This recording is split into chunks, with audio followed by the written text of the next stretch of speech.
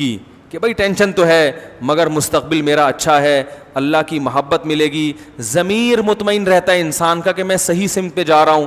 یہ ضمیر کا اطمینان اتنی بڑی اللہ کی رحمت ہے کہ یہ کروڑوں روپے بھی دے کے اگر مل رہی ہو نا تو یہ سستی ہے. لوگ ڈپریشن میں جاتے ہیں, ان کا ضمیر مطمئن بولو بھائی نہیں ہوتا. اگر آپ کو پتا ہو نا میں صحیح ہوں, بڑی بڑی ٹینشنیں برداشت کر لیتا ہے انسان, اس کو پتا ہوتا ہے کہ میں کیا ہوں, صحیح ہوں. دیکھو صحابہ کرام کی جو لڑائی ہوئی, تھوڑے تھوڑے لوگ بڑی بڑی فوجوں پہ غالب آئے. کیوں؟ ان بڑی فوجوں کو اطمینان نہیں تھا کہ ہم صحیح ہیں, اور ان تھوڑے سے کو اطمینان تھا کہ ہم صحیح ہیں. کہاں سے وہ تھوڑے تھوڑے ہوتے ہوتے پوری دنیا پہ غالب آ گئے.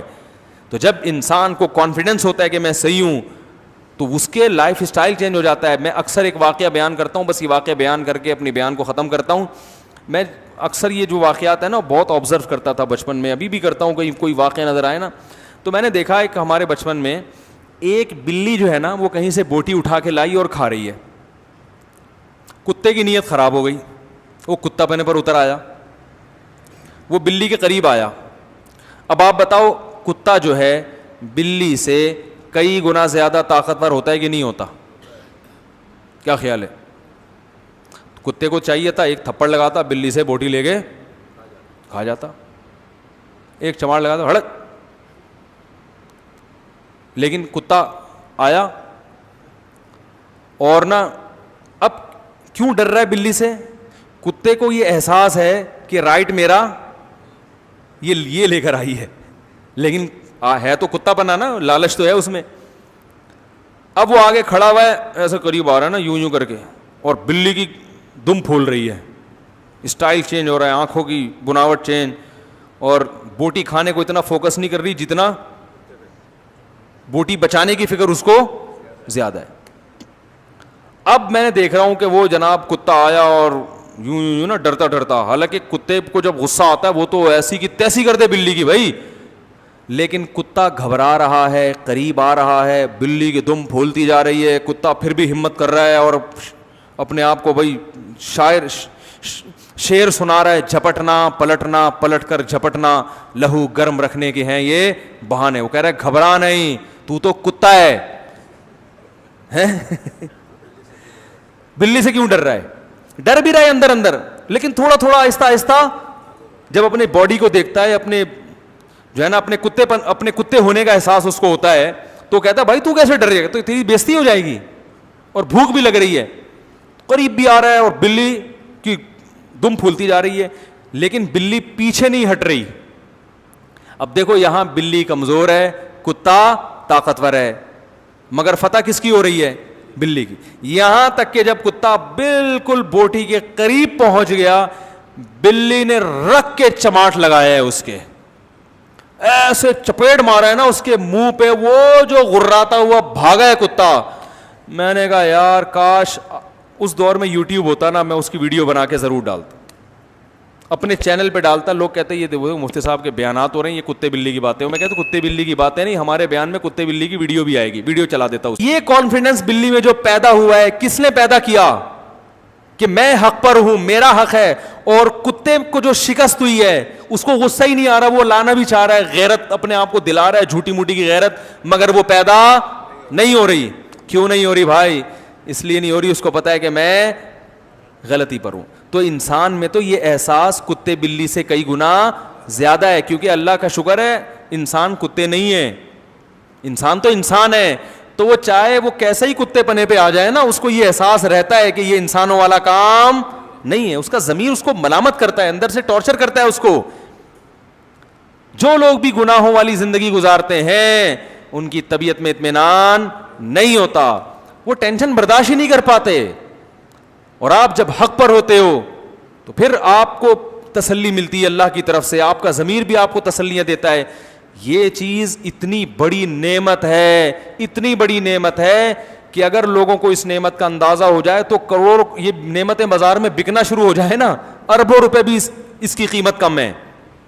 یہی تو سب کچھ ہے انسان کے لیے. تو یہ اللہ کی بڑی نعمت ہے. اس لیے میرے بھائی جتنے گناہ ہے نا اپنی زندگی سے آہستہ آہستہ نکال دیں. اور اللہ کا دین اس میں نرمی ہے مگر لچک نہیں ہے. یہ بڑی مسٹیک ہوتی ہے لوگوں سے, لچک کو نرمی سمجھ لیتے ہیں اور نرمی کو لچک. مثلاً نرمی بہت ہے, آپ فرض نماز کھڑے ہو کر نہیں پڑھ سکتے, اسلام نے کہا بیٹھ کے پڑھ لو. کیا خیال ہے؟ وضو کا پانی نہیں ہے, تیمم کر لو. وضو نقصان پہنچائے گا, غسل سے مر جائیں گے, سردی ہے, تیمم کر لو. یہ لچک ہے, کیونکہ اللہ غفور رحیم ہے. لوگ اس کا مطلب سمجھتے ہیں کہ بھائی اس کا مطلب ہے اللہ تعالیٰ بہت رعایت دے رہا ہے, لہذا بیماری میں اگر چھوڑ دی جائے تو اللہ کیا ہے؟ غفور. نا نا نا, چھوڑنے کی بات نہیں ہے بھائی. کیا آپ کہیں کہ چلو اللہ غفور, سفر ہے ایکچولی, ابھی تھکاوٹ ہے تو اگلے ٹائم پہ پڑھ لیں گے؟ نا نا نا بھائی, اس کی اجازت نہیں ہے. جتنی آسانی اللہ نے دینی تھی دے دی, اب اس میں لچک نہیں رکھی ہے, فلیکسیبلٹی نہیں ہے اس میں. اب یہ آپ کو کرنا پڑے گا, کچھ بھی ہو جائے, زمین آسمان ادھر سے ادھر ہو جائے, میدان جہاد میں گھوڑے کی پشت پہ ہو, توپیں چل رہی ہیں, جان کا خطرہ ہے, نماز آپ کو, تبھی تو قرآن نے میدان جنگ میں بھی نماز کا طریقہ بیان کیا. اجازت نہیں ہے آپ کو چھوڑنے کی. روزے میں اللہ نے حکم دے دیا, بیماری میں بھی چھوڑ سکتے ہو, سفر میں بھی, یہ اللہ کی طرف سے آسانی. لیکن لچک نہیں ہے کہ اب آپ اپنی طرف سے اس میں کچھ کر لیں کہ یار چینجنگ, اصل میں ایکچولی آج گرمی بہت ہے, کل میرا پیپر بھی ہے, ایگزام بھی ہے, تو اب میں روزہ سردیوں میں رکھ لوں گا. نا نا نا بھائی, دو آسانی اللہ نے پیدا کر دی, تیسری پیدا کرنے کی آپ کو اجازت نہیں ہے. گرمیوں میں روزہ ہو, ریگستان میں ہو, آپ مزدور ہیں, آپ کے لیے روزہ رکھنا ناممکن بھی کیوں نہ ہو, آپ کو روزہ رکھنا پڑے گا.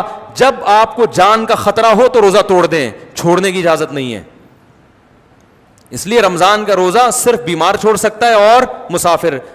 تمام فقہا کا اتفاق ہے کہ رمضان کا روزہ گرمی میں کنواں کھودنے والا مزدور نہیں چھوڑ سکتا. آج ہم نے اپنی طرف سے جو ہے نا بہت ساری چیزوں میں لوگوں کو کیا دینا شروع کر دی ہے, مذہب کا بیڑا غرق کر دیا ہے.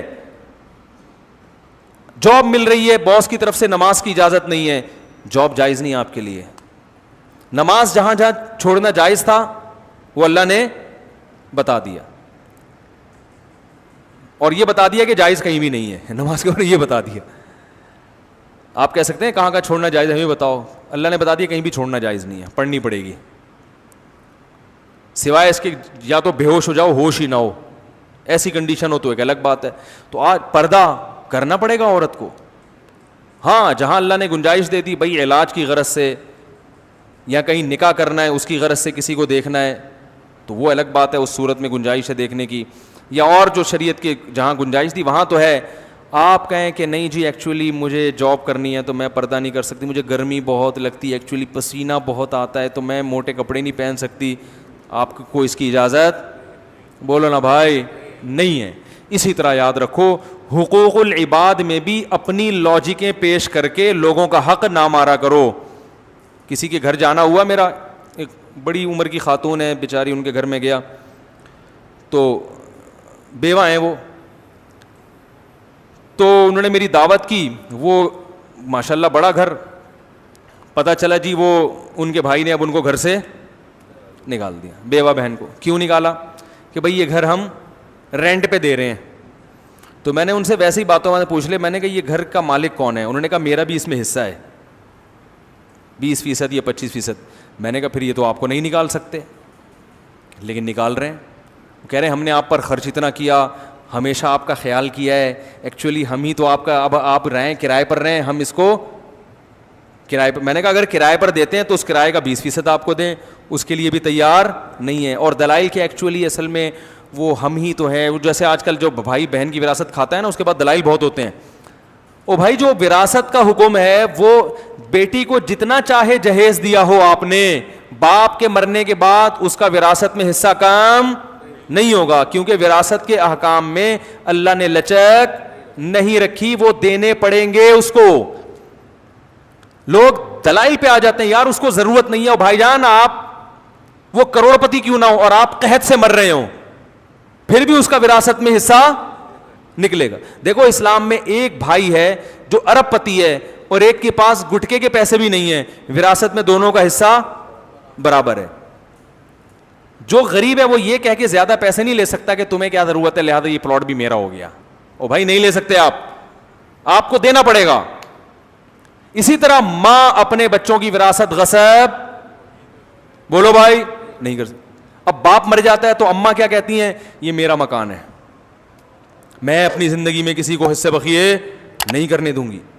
ابھی باپ کا کفن میلا نہیں ہوا, میرے میاں کی جائیدادیں بٹنا شروع ہو گئیں, نہیں میں نہیں دوں گی, میں یہ نہیں کروں گی. بھائی یہ آپ کا ہے ہی نہیں, یہ کس کا ہے؟ یہ اللہ نے جس کا کہہ دیا یہ اس کا ہے. اس میں بیٹے کا اتنا ہے, بیٹی کا اتنا. میرے پاس کیس آتے ہیں, میں کہتا ہوں بھائی اماں کا 8واں حصہ ہے 12.5%, اس کے بارے میں اماں کو اللہ نے اختیار دیا ہے کہ وہ ایک دھیلا بھی کسی کو نہ دیں. وہ کہیں یہ میرا ہے, میرے میاں سے مجھے 8واں حصہ ملا ہے 12.5%, یہ میں کسی کو نہیں دوں گی. بالکل رائٹ ہے ان کا, باقی ان کا ہے ہی نہیں تو کسی کو دینے کا, وہ تو اللہ نے دے دیا نا. کیا ہو گیا بھائی؟ اگر اللہ نے ماں کو یہ حق دیا ہوتا تو قرآن میں اللہ وصیت کے حکام بیان نہ کرتا وراثت کے. اللہ کہتے ہیں جو ماں جس کو جتنا دینا چاہے اس کو دے دینا, اگر وہ نہ دینا چاہے تو پھر میرے حساب سے پھر اتنا بنتا ہے اتنا دے دینا. کہیں بھی قرآن نے نہیں کہا. اللہ نے کہا یوصیکم اللہ فی اولادکم, اللہ نے تمہاری اولاد کے بارے میں تمہیں بتا دیا, ابا مرے گا بیٹے کو دگنا, بیٹی کو اس کا آدھا ملے گا, تو وہ ملے گا. اس میں ماں کو روکنے کا رائٹ نہیں ہے. کہیں مائیں بیٹیوں کی وراثت نہیں دینے دیتی, کہیں بیٹوں کی نہیں دینے دیتی, کہیں کسی کو بھی نہیں دینے دیتی. میں زندہ ہوں, میں یہ نہیں ہو سکتا. تو بھائی جب آپ کا انتقال ہوگا, اللہ نہ کرے آپ کو اللہ زندگی دے, تو پتہ نہیں اس وقت کتنی تبدیلیاں ہو چکی ہوں. بعض دفعہ آپ کا انتقال 30 سال کے بعد ہو رہا ہے, بچوں کو ضرورت اب ہے, وہ 30 سال کے بعد بچے کہیں گے ابا اب اماں اب ہمارے انتقال کا ٹائم آ چکا ہے, اب ہم نے اس وراثت کا کرنا کیا ہے. ایک نوجوان میرے پاس آیا کہ میری اماں وراثت نہیں تقسیم کرنے دے رہی. تو میں نے کہا کیوں؟ کہہ رہی وہ جب میں مر جاؤں گی پھر کرنا. میں نے کہا بھائی آپ کی ماشاءاللہ والدہ بھی جوان ہے, 30 سال میں بھی ان کا اللہ کرے 30 سال میں بھی انتقال نہ ہو, لیکن لگتا ہے 30 سال میں تو ہوگا, تو 30 سال تو آپ کے اسی غربت میں گزر جائیں گے. ٹھیک ہے نا. تو یہ ظلم ہے جو ماں کر رہی ہے بیٹوں کے اوپر. تو یہ وہ احکام ہیں جس میں شریعت نے لچک نہیں رکھی. ایسا کیس آیا ابھی JTR پہ, کسی نے پوچھا تھا کہ باپ کا انتقال ہوا, اکلوتی بیٹی تھی, چچا نے پوری وراثت پہ قبضہ کیا اور بیٹی کو کہا کہ تم میری ہو گئی ہو, میں تمہیں پالوں گا, اب بس میں ساری ذمہ داری. وراثت میں نہیں دیا اس کو حصہ کہ بھائی تم جب میری بیٹی بن گئی تو تمام ذمہ داریاں کس کے کندھوں پر ہیں؟ میرے کندھوں. پھر اس پلاٹ پہ ماشاءاللہ چچا نے مسجد بھی بنائی اور دکانیں بھی بنائی اور بیٹی کو بھی پال رہا ہے. میں نے کہا بھائی یہ مسجد میں نماز پڑھنا جائز؟ بولو بھائی, یہ بیٹی کی وراثت کی زمین پر بنی ہے مسجد, اس میں نماز پڑھنا, یہ مسجد ہے ہی نہیں شرعی, غصب کی زمین پہ ہے. چچا کو چاہیے کہ آپ اس کی وراثت پوری اس کے حوالے کرو, پھر آپ اس کو پالو. کیا خیال ہے؟ پھر پالو آپ اس کو, پھر لوگ کہیں گے ماشاءاللہ. اب ساری وراثت کھا کے آپ بھتیجی کی کفالت کر رہے ہو, یہ اللہ کی طرف سے اجازت نہیں ہے. تو بھائی اپنے آپ کو شریعت کا پابند بناؤ, ایک دائرے میں لے کر آؤ, اس کے حساب سے حقوق کا تعین کرو, اخپل طریقے سے فیصلہ نہ کرو. آپ پٹھان ہیں بھائی, اخپل طریقہ پتہ ہے نا کسے کہتے ہیں؟ اخپل طریقہ ہے. اخپل طریقے سے فیصلے کر رہے ہیں کہ یہ اصل میں یوں ہو رہا ہے, اخپل طریقے سے جرگے بیٹھ کے فیصلہ کر رہے ہیں. اللہ اس کے رسول صلی اللہ علیہ وسلم نے ہمارے لیے حدود کھینچ دی ہیں کہ بھئی آپ کو اس طرح سے یہ حقوق ہیں, اس سے زیادہ آپ کا نہیں اور اس سے زیادہ اس کا حق نہیں ہے. بھائی سمجھ میں آ رہی ہے یا نہیں آ رہی ہے؟ ایک خاتون کی نا ٹھیک ٹھاک جائیداد ہے, ان کے میاں اس سے کہہ رہے ہیں وہ مجھے دے دو, کیونکہ میں بھی تو تمہارا ہی ہوں, میں بھی کیا ہوں تمہارا. تو یہ وہ اپنی بیوی سے کہہ رہے ہیں ہمارا تمہارا کچھ نہیں ہوتا اسلام میں, ہمارا تمہارا کچھ نہیں ہوتا, مجھے دے دو, ہم دونوں مل کے انشاءاللہ. تو میں نے ان سے کہا, میں نے کہا بھائی ویسے تو آپ کے میاں دینا چاہیں تو پوری جائیداد دے دیں, لیکن یہ کوئی طریقہ ساڑھی عقلچ آ نہیں رہا. بھائی آپ کا ہے تو آپ کے ابا کی وراثت ملی ہے, اپنے نام رکھو. میاں سے بولو بھائی اگر اللہ نہ کرے تم غریب ہو گئے, تمہارا کوئی حالت خراب ہو گئے تو ٹھیک ہے, جیسے محلے پڑوس والوں کی مدد کرنا جب اسلام کا حکم ہے, تو میاں کی مدد کرنا تو اور زیادہ ثواب ہے اس میں, تو ہم انشاءاللہ آپ کی ہیلپ کریں گے. ٹھیک ہے نا. کبھی راشن ہم ڈلوا لیں گے, کبھی انڈے ہماری طرف سے آ جائیں گے, مرغی کے انڈے, اور کبھی جناب وہ گوشت ہم لے آیا کریں گے. آپ جب تک بے روزگار پھرو گے ہم آپ کی ہیلپ کریں گے. لیکن اگر ہمیں اندازہ ہو گیا کہ آپ اس ہیلپ کی وجہ سے بے روزگار ہیں ٹھیک ہے نا, تو اسی وقت ہماری طرف سے ہیلپ, کیونکہ بعض دفعہ جب بیگم کھلا رہی ہوتی ہے تو پھر میاں چوڑا ہو جاتا ہے, وہ پھر بالکل ہی اپاہج ہو جاتا ہے, تو اس میں ہم کہتے ہیں کہ بھائی پھر ہیلپ ویلپ نہیں کرو. ہاں وہ اپنی ذمہ داری پوری کر رہا ہو, پھر غریب ہے تو پھر ضرور ہیلپ کرنی چاہیے. تو باؤنڈری اللہ نے کھینچ دی ہے بھائی, اس سے آگے نکلنے کی کوشش. ہم لوگ پورے اسلام کو فالو کرنا چاہتے ہی نہیں ہیں, ہمارے ساتھ بڑی ٹینشن ہی ہے, آدھی چیزیں چل رہی ہیں. دیکھو خدا کی قسم, جب آپ دوسرے کا حق دو نا تو پھر اپنا حق لینے میں بھی مزہ آتا ہے. میں تو لوگوں کو بولتا ہوں کہ وراثت لیا کرو, معاف واف نہیں کیا کرو. لوگ کہتے ہیں یار آپ کیسی باتیں سکھا رہے ہو. خاص طور پہ خواتین کو میں کبھی ترغیب نہیں دیتا کہ معاف کریں. میں کہتا ہوں یہ حد حرام, پہلے ہی بہنوں کی وراثت آج کل نہیں دی جا رہی ہے. ان کو میں ترغیب دیتا ہوں کہ بھائی کو بولو کہ محبت سے دے دو, ورنہ تھانے جا کے FIR کٹواؤں گی میں. تو پھر لوگ کہتے ہیں یہ تو آپ بہن بھائیوں کو لڑوا رہے ہیں. میں کہہ رہا ہوں لڑوا وہ رہا ہے جو حق نہیں دے رہا. بھائی قطع رحمی کا گناہ اس کو ہوگا جو حق دبا کے بیٹھا ہوا ہے نا, اس کو تھوڑی گناہ ہوگا جو حق مانگ رہا ہے. قطع رحمی جرم ہے, مگر جو اس جرم کا سبب بنے گا وہ گناہگار ہوگا نا. ارے بھائی آپ نے آپ کی مثال دے رہا ہوں, آپ نے لیے نہیں, 1 لاکھ روپے لے لیے. اب میں آپ سے جا کے محبت سے کہہ رہا ہوں میرے 1 لاکھ روپے دے دو, آپ کو نہیں دے رہا. میں کہہ رہا ہوں ایسے کی تیسے میں آپ کے گریبان پکڑ رہا ہوں. لوگ کہہ رہے ہیں مسلمان پہ ہاتھ اٹھانا ناجائز ہے. تو ایسے موقع پہ تھوڑی کہا جائے گا. میں کہوں گا بھائی ناجائز ہے, مگر اس ناجائز کام کا سبب کون بن رہا ہے؟ یہ بندہ پیسے کھا کے بیٹھا ہوا ہے, اس کو گناہ ملے گا. لوگ دونوں کو ملامت کر رہے ہوتے ہیں. تو قطع رحمی حرام ہے, مگر جو قطع رحمی کا سبب بنتا ہے وہ اس کو گناہ ملے گا. جو سبب نہیں بن رہا وہ تو اپنا حق لے رہا ہے نا, اس کو تھوڑی گناہ ملے گا. تو جب بھی بہن بھائی سے وراثت مانگتی ہے, بھائی یہ تانا دیتے ہیں کہ بہن بھائیوں کے رشتے کو کیا دراڑیں قائم کی جا رہی ہیں پلاٹوں کے چکر میں. دیکھو تم میری بہن ہو, یہ مال ایسی چیز نہیں ہے جس سے ہم اپنا رشتہ خراب کریں, یعنی نہیں مانگو مجھ سے ٹھیک ہے نا. تو بھائی مال ایسی چیز نہیں ہے جس سے ہم رشتے خراب کریں, لہذا وہ مال اس کے حوالے کر دینا چاہیے. یہ ہے اصل مطلب. تو ہر آدمی اپنے مطلب کہ وہ نمازیں دیکھو ٹرین میں ادھر کوئی منہ کر کے نماز پڑھ رہا ہے, کوئی کھڑکی طرف منہ کر کے, ان سے بولو بھائی قبلے کی طرف. کہہ رہے ہیں بھائی سفر میں تو 4 کی 2 کر دی اللہ نے, تو سفر میں تو آسانی ہے. اب بھائی اللہ نے 4 کی 2 کی ہے, مگر اللہ نے کہیں بھی یہ نہیں کہا قرآن میں کہ سفر میں قبلہ ہی معاف ہو گیا بھائی یہ کہیں نہیں کہا. جتنا اللہ نے معاف کیا اتنا ہوگا. اللہ نے یہ کہا کہ سفر میں بغیر وضو پڑھ لو. سفر میں بھی یہ کہ تیمم تو کرنا ہی پڑے گا اگر پانی نہیں ہے, تو غسل بھی کرنا پڑے گا سفر میں اگر غسل فرض ہو گیا ہے. تو جو اللہ نے کر دیا اتنا تو بھائی ٹھیک ہے, جو نہیں کیا اس میں آپ کو فنڈر بننے کی ضرورت, بولو نا, اس میں فنٹر گیری کی ضرورت نہیں ہے آپ کو. تو ہر آدمی گنجائشیں نکال کے فنٹر بنا ہوا ہے, اور وہ خود قیاس اجتہاد کر کے یہ ہے فلانا ہے ڈمکانا ہے, ادھر سے اس کا کھا لیا ادھر سے.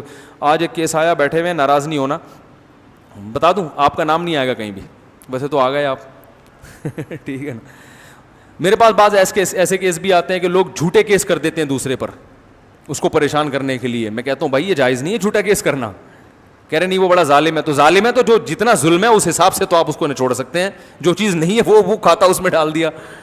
تو باؤنڈری شریعت نے ایک متعین کی ہے, اس کے تحت رہتے ہوئے آپ اپنا حق لیں. میں تو کہتا ہوں اس زمانے میں حق لینا بھی چاہیے. ہاں جہاں شریعت نے حق چھوڑنے کی ترغیب دی ہے وہاں چھوڑ سکتے ہیں. وہ کہاں ترغیب دی ہے یہ ایک الگ موضوع ہے. بعض جگہوں پہ حق چھوڑنا, حق پہ ہوتے ہوئے بھی حق چھوڑیں گے تو ثواب ملے گا آپ کو. وہ کون سی جگہیں وہ بھی میرا موضوع نہیں ہے. لیکن عمومی حالات میں اگر لوگ وراثت کے معاملے میں نرم گوشہ اختیار کرتے ہیں تو اس کا بڑا نقصان ہوتا ہے. لوگ وراثتیں تقسیم ہونا ختم ہو گئی ہیں, یہ بڑا نقصان ہوتا ہے. اللہ تعالیٰ عمل کی توفیق عطا فرمائے. ابھی سوال کا وہ کر لیں, سوال جواب کی نشست نماز کے بعد رکھ لیں. بیٹھیں گے آپ لوگ ہے بھائی؟ نہیں, جو بیٹھیں گے وہ ہاتھ کھڑا کریں تاکہ میں لوگوں کی اندازہ لگاؤں نا کہ ایسا تو نہیں تھک گئے ہوں. بیٹھیں گے تو پھر ایسا کرتے ہیں, ابھی اذان ہونے والی ہے, 10 منٹ میں نماز ہو جائے گی, تو نماز کے بعد 15-20 منٹ کی مجلس رکھ لیتے ہیں. اس میں آپ نے جو سوال پوچھنے وہ کھڑے ہو کر پوچھ لیے گا. جو پرچی پہ کھڑے ہو کے پوچھتے ہوئے شرم آ رہی ہے, کوئی گھریلو مسئلہ ہے تو پرچی پہ لکھ کے پوچھ سکتے ہیں. تو پھر ہم نماز کے بعد دوبارہ بیٹھتے ہیں انشاءاللہ. زیادہ ٹائم نہیں ہوگا, 15 سے 20 منٹ انشاءاللہ بیٹھیں گے.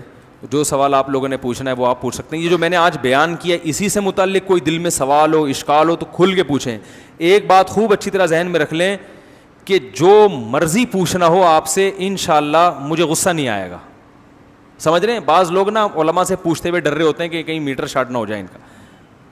البتہ یہ ضرور ہے کہ میں ہر سوال کا جواب دوں گا نہیں. میں اگر یہ سمجھوں گا کہ یہ غیر اہم سوال ہے یا بیہودہ سوال ہے تو میں وہ پی ضرور جاؤں گا, کیونکہ ہر سوال کا جواب دینے کا نہیں ہوتا. بعض دفعہ کوئی فتنہ پرست کوئی ایسے سوال پوچھ رہا ہوتا ہے جس سے آگ لگا دے. تو پوچھنے میں آپ بخل سے کام نہ لیں, کیونکہ اس چکر میں لوگوں کے ذہن میں بہت سے صحیح سوالات بھی ہوتے ہیں وہ پوچھ نہیں پاتے. یہاں تک سمجھ میں آ گئی بات؟ تو یہ جمعہ کہہ رہا ہوں سوری، ابھی نماز کے بعد انشاءاللہ وہ میرا جمعے کا بیان رات کو اپلوڈ ہو رہا ہے. لوگ کہہ رہے ہیں کراچی میں جمعہ رات کو ہوتا ہے. ہم کہا بھائی کیا کریں، آج کل ہماری سمجھ میں نہیں آ رہا. ابھی انہوں نے اعلان کیا تھا 9 بجے بیان ہوگا، تو اب کچھ لوگ بعد میں پہنچ رہے ہیں، کچھ سمجھ میں نہیں آ رہا، مجھے خود سمجھ میں نہیں آ رہا میرا بیان کب ہوتا ہے آج کل. تو آپ دعا کریں ہمارا کوئی مینجمنٹ کوئی ذرا ایسی ٹائٹ سی ہو جائے کہ جس پہ ہو کہ بھائی اب لوگوں کو بھی اطمینان ہو، کوئی اس ٹائم ہوگا اس ٹائم نہیں ہوگا، اس وقت لائیو چلے گا اس وقت لائیو نہیں چلے گا. کوئی ایسا سیٹ اپ آ جائے، کوئی آپ کے پاس ایسا فارمولہ ہے تو وہ آپ ہمیں بتائیں، کیونکہ یہ بیچارے تو محنت کر رہے ہیں لیکن مینجمنٹ نہیں ہو پا رہی ہے کچھ تمیز سے جسے کہتے ہیں آپ، تو اس کی وجہ سے بڑا نقصان ہو رہا ہے. سبحانک اللہم و بحمدک نشہد ان لا الہ الا انت نستغفرک. اچھا یہ بھی بتا دوں ایک آخری بات، یہ ریکارڈ میں بھی لے آئیں، آ رہی ہے. ہمارے ہاں گارڈ بیٹھے ہوئے ہوتے ہیں بیان میں. لوگ مجھے کہتے ہیں آپ کے پاس گارڈ نہیں ہے. گارڈ ہے، لیکن میں وردی والے گارڈ کا قائل اس لیے نہیں ہوں کہ وہ جب دہشت گرد آتا ہے تو پہلے ایک گارڈ کو لگاتا ہے، دوسرے نمبر پہ پھر وہ اصل ہدف کو لگاتا ہے. تو ہمارے ہاں گارڈ بیٹھے ہوئے ہیں، بندوقیں رکھی ہوئی ہیں اور لائسنس والا اسلحہ ہے. تو اگر کوئی شرارت کی کوشش کرے گا تو اسے پتہ نہیں چلے گا کہ اس کو کہاں سے گولی آگے لگے گی. تو میرا اصول یہی ہے کہ میرے ساتھ ہر وقت گارڈ گھوم رہا ہوتا ہے لیکن پتہ نہیں ہوتا کہ گارڈ ہے. آئی بات سمجھ میں؟ اور میں بھی الحمدللہ اسلحہ چلانا جانتا ہوں. سمجھ میں آ رہی ہے بات؟ اور میرا نشانہ بھی الحمدللہ بہت پکا ہے، غیر قانونی نہیں، قانونی کی بات کر رہا ہوں. تو آپ لوگ گھبرایا نہ کریں. ویسے تو ہماری کسی سے دشمنی نہیں ہے، تو ایسی ہم بات ہی نہیں کرتے کہ پھڈے بازی ہو، تمیز سے زندگی گزار رہے ہیں اور بیانات کر رہے ہیں. کوئی ہمارا کسی سے جھگڑا نہیں ہے، لیکن پھر بھی احتیاط کے پیش نظر یہاں گارڈ موجود ہوتے ہیں. تراویح میں بھی ہوتے تھے، رمضان میں ہر وقت ہوتے ہیں الحمدللہ. تو اگر یعنی بعض لوگ کہتے ہیں نا کہ یار کوئی سیکیورٹی نہیں ہے، تو بے وقوف نہیں ہے الحمدللہ. ہم سیکیورٹی کا انتظام الحمدللہ کیا ہوا ہے، لیکن ہم نے بندہ نہیں بتایا وہ کون ہے. تو اس لیے وہ کہیں سے بھی کچھ بھی کر سکتا ہے بیٹھ کے بندہ. سبحانک اللہم و بحمدک نشہد ان لا الہ الا انت نستغفرک و نتوب الیک. میں کھانے کا انتظام مخلوط ہو تو اس میں جانا جائز ہے؟ نہیں، پردے کا انتظام نہیں ہے، مخلوط دعوت ہے تو اس میں شرکت جائز نہیں ہے. کسی کا دل رکھنے کے لیے بھی شرکت جائز نہیں ہے اس میں. رشتہ داری جوڑنے کے لیے بھی شرکت جائز بولیں بھائی نہیں ہے. بعض لوگ یہ کرتے ہیں کہ بھائی مکس گیدرنگ میں جہاں دعوت ہو تو وہاں اگر ہم نہیں جائیں گے تو رشتہ دار ناراض ہو جائیں گے. یار اس کی آواز بڑھا دو یار، پھر وہی ہو رہی ہے، پتہ نہیں آواز کو کیا ہو گیا. تو لوگ ناراض ہو جائیں گے، خونی رشتے ٹوٹیں گے. تو یہ خونی رشتے توڑنے کا گناہ اسے ہوگا جس نے مکس گیدرنگ کا انتظام کر کے آپ کو آنے سے روک دیا ہے، اس کو گناہ ملے گا. سمجھ رہے ہیں؟ تو کسی کا دل جوڑنے کے لیے اپنا دین توڑنا جائز نہیں ہے. سب سے پہلے اللہ اور اس کے رسول کے احکام ہیں، اس کے بعد ابا اماں، بچے، بیوی، بھائی بہن، یہ سب اس کے بعد ہیں. تو بھائی ان کو بھی تو رشتہ داری جوڑنے کا خیال ہونا چاہیے نا. ان کو پتہ ہے جب یہ شرکت نہیں کرتا تو ہم مس گیدرنگ نہ کریں، ہم الگ الگ انتظام کر لیں. لوگ آ کے کہتے ہیں کہ بھائی ہم نے تو بہت کوشش کر لی مگر وہ سیپریٹ انتظام کرنے کے لیے تیار نہیں ہے، اور بہت میں نے دھمکیاں بھی دے دی، میں نے یہ بھی کہہ دیا کہ میں نہیں آؤں گا، مگر وہ انتظام نہیں کر رہے. تو میں نے کہا پھر نہیں جائیں. کہنے وہ ہمیں کہہ رہے ہیں کہ تمہیں رشتہ داروں کا خیال نہیں آتا، تم شادی میں نہیں آ رہے، تم دعوت میں نہیں آ رہے. تو آپ ان کو بولے، میں نے کہا کہ آپ ان سے کہیں کہ تم گناہ پہ اتنے ڈھیٹ ہو کہ تمہارا سگا بھائی شادی میں نہیں آ رہا، لیکن تم اس کو منانے کے لیے بھی گناہ چھوڑنے کے لیے تیار نہیں ہو. تم اتنا ڈھیٹ پنا دکھا رہے ہو کہ تمہارے رشتے ٹوٹ رہے ہیں مگر تم پھر بھی اللہ کی بغاوت کر رہے ہو. تو غلط بات پہ جب تم اتنے ڈھیٹ ہو تو میں صحیح بات پہ اس سے زیادہ ہمت دکھاؤں گا. ہٹو بچوں، ہو گیا کہ نہیں ہو گیا؟ میں صحیح بات پہ اس سے زیادہ ہمت دکھاؤں گا. نہیں آؤں گا ایسی کی تیسی، جو مرضی کرنا ہے کرو. بے دین آدمی اپنی بے دینی پہ بڑی استقامت دکھاتا ہے. ڈھیلا پن کہاں سے آتا ہے؟ جو دیندار ہے. وہ ایکچولی اگر میں نہیں گیا تو میں وہ میرے بھائی کیا بولے گا, لوگ بولیں گے فنڈامنٹلسٹ ہے, بنیاد پرست ہے, لوگ کیا بولیں گے تو بھائی اتنا براڈ مائنڈیڈ بننے کی ضرورت نہیں ہے کہ گناہوں میں بھی حدیث میں کیا آتا ہے, پچھلی امتوں میں جب کوئی گناہ ہوتا تھا تو بنی اسرائیل کے علماء روکتے تھے, لیکن پھر اس گناہ میں ان کے ساتھ شرکت بھی کر لیتے تھے. آہستہ آہستہ اللہ نے روکنے والوں کو دلوں کو بھی ایسا کر دیا جیسے گناہ گاروں کا ہوتا ہے, اور سب پر پھر داؤد علیہ السلام کی زبان سے اللہ نے لعنت کی. تو آپ جوڑ پیدا کرنے کے لیے یاد رکھو خاموشی اختیار کرنا جائز ہے. مثلا ہر جگہ فنٹر گیری بھی ٹھیک نہیں, آپ جا کے تبلیغ شروع کر دیں, یہ کیا ہو رہا ہے, یہ مکس گیدرنگ کیوں ہو رہی ہے, غلط ہو رہا ہے, حرام ہے اسلام میں, یہ سب غلط ہے, تو ہر جگہ تبلیغ بولو نا نہیں کی جاتی. وہ پھر خام خواہ میں دین کا مذاق اڑائیں گے, بولیں گے چلو مولوی نکلو یہاں سے. تو آپ کو کیا ضرورت ہے جا کے بلا وجہ ان کو, ہر جگہ کا ایک موقع ہوتا ہے. تبھی مجھے لوگ جب شادی بیاہ میں بیان کے لیے بلاتے ہیں میں نہیں جاتا. میں کہتا ہوں لوگ وہاں کھانا کھانے آئے ہیں, مولانا کی تقریر سننے نہیں آئے, یہ موقع نہیں ہے بیان کا. ہر آدمی گول میز پہ بیٹھا ہوا ہوتا ہے, کسی کا منہ ادھر ہے, کسی کا منہ ادھر ہے, ہم ادھر بیٹھ کے بیان کر رہے ہیں, وہ ادھر منہ کر کے سن رہے ہیں وہ بیان. یہ کوئی بیان کا ماحول ہی نہیں بنتا نا, تو یہ موقع نہیں ہے. ایک دفعہ ایک صاحب کو بلایا ولیمے کی دعوت پہ, رو رو کے دعا کروائی انہوں نے. میں نے کہا یہ ولیمے کا موقع خوشی کا موقع ہے, رو رو کے دعا کرنے کا موقع نہیں ہے. سب دولہا کو دیکھ رہے تھے کتنا رو رہا ہے. تو ہر جگہ نا ہر چیز نہیں جچتی ہے. اب ولیمے کا موقع ہے, مبارک بات ہے, خوشی ہے, بھائی آپ ہو ہاں ہاں ہاں رونے کی ایک محفل لگی ہوئی ہے, بھائی یہ کیا ہے, شادی ہو رہی ہے, کیا ہو رہا ہے, یہ جنازہ ہو رہا ہے کسی کا. تو ٹھیک ہے, جو رو کے دعا کروا رہے تھے ان میں تو اخلاص تھا, وہ تو بیچارے اپنے لحاظ سے ٹھیک کر رہے تھے, وہ تو یعنی ان کا تو میں اپریشیٹ اس لیے کروں گا کہ اس موقع پر بھی وہ اللہ کو نہیں بھولے. ان میں اتنا غم تھا, اتنا اللہ کا درد تھا کہ رو رہے تھے. لیکن میری رائے یہ ہے کہ یہ رونے دھونے کا موقع نہیں ہے, یہ خوشی کا موقع ہے. آپ مٹھائی کا ڈبہ لے کے جائیں, دولہا کا منہ میٹھا کرائیں, کچھ واض و نصیحت تھوڑی بہت ہلکی پھلکی ہو جائے تو بھی کوئی حرج نہیں ہے. بھائی بیٹھ گئے تھوڑا سا, بھائی دیکھو ماشاءاللہ شادی ہوئی ہے, سنت کے مطابق ہوئی ہے, آپ لوگ بھی شادی کریں تو سنت کے مطابق کریں. اتنی ہلکی پھلکی تو ٹھیک ہے, چلتا ہے یہ تو. لیکن باقاعدہ تفصیلی بیان وہاں پہ وہ لوگ سننے نہیں آئے ہوتے, منہ ادھر ادھر ہوتے ہیں, بہت مشکل ہو جاتی ہے. میں کہتا ہوں بھائی ان کو بولو کہ یار ادھر آ جائیں, بیان الفلاحیہ مسجد میں ہوگا, وہاں آ کے سنیں. یا کوئی اور عقیقے میں بھی سمجھ میں آتا ہے بیان, عقیقے کی محفل میں بھی سمجھ میں آتا ہے, بچے کا قرآن ختم ہوا ہے اس میں سمجھ میں آتا ہے کہ بیان ہونا چاہیے. لیکن بارات میں بیان ساڑی اقلچ نہیں آتا. وہ ہاں نکاح جب ہو رہا ہو نا, نکاح کی محفل ہو مسجد میں نکاح, اس میں بھی بیان ہو سکتا ہے. اور اگر بارات میں بیان کرنا ہی ہو, اول تو بارات ہی نہیں ہے شریعت میں تو ولیمہ ہے, بارات تھوڑی ہے. تو ولیمے میں بیان کرنا بھی ہے تو پھر لوگوں کو یہ کہا جائے کہ بیان کے لیے ہم آپ کو بلا رہے ہیں, اور اس میں ضمناً ولیمہ بھی ہو جائے گا, تاکہ لوگ پہلے سے یہ دماغ میں رکھ کر آئیں کہ ہم بیان سننے جا رہے ہیں. لوگ دماغ میں یہ رکھ کر آ رہے ہیں کہ خوشی منانے جا رہے ہیں, کھانے پینے جا رہے ہیں, خوشبو لگا کے پرفیوم لگا کے تیار ہو کے بالکل فٹ فاٹ ہو کے غل غپاڑے کرتے ہوئے جا رہے ہوتے ہیں. وہاں مولوی کو دیکھ کے گھبرانے لگتے ہیں, یار یہ یہاں کہاں پہنچ گئے, پتہ نہیں یہ کیا شروع کر دے گا یہاں پہ. تو وہ بات کو پھینکنے والی بات ہو جاتی ہے, سمجھ رہے ہیں نا. تو ہر جگہ تبلیغ نہیں ہے, آپ جا کے ہر ایک کو ہر وقت سمجھانا شروع کر دیں. مس گیدرنگ ہو رہی ہے تو آپ وہاں گھس کے تقریر شروع کر دیں, تو یہ تو مناسب نہیں ہے, مصلحت کے خلاف ہے.